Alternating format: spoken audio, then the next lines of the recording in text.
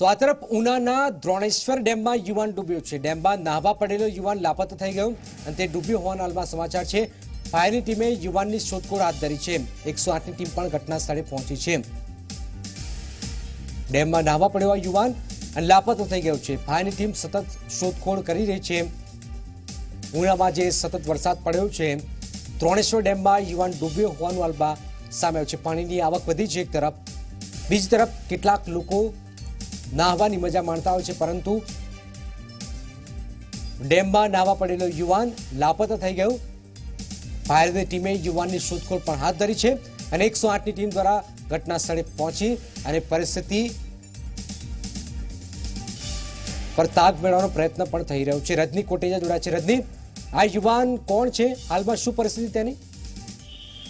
જી, વાત કરવામાં આવે તો ઉનાના દ્રોણેશ્વર ડેમ પાસે 4 થી 5 યુવાનો છે તે સવારમાં નાહવા પડ્યા હતા। તેમાંનો મયુર નામનો જે એક યુવાન છે, 25 વર્ષીય યુવાન છે, તે લાપતા થઈ ગયો છે અને તરવૈયાઓ તેમજ ફાયર ફાઈટરની ટીમો છે તે હાલ તેની શોધખોળ કરી રહી છે। જી જનાબ। બિલકુલ બિલકુલ, આભાર રજની। તો આખરે આપ જોઈ શકો છો, ઉનામાં છેલ્લા કેટલાક સમયથી ભારે વરસાદ પડ્યો હતો, જેના કારણે પાણીની આવકમાં વધારો થયો છે અને કેટલાક લોકો નાહવા જતા હોય છે, જેમાં ડૂબી પણ જાય છે।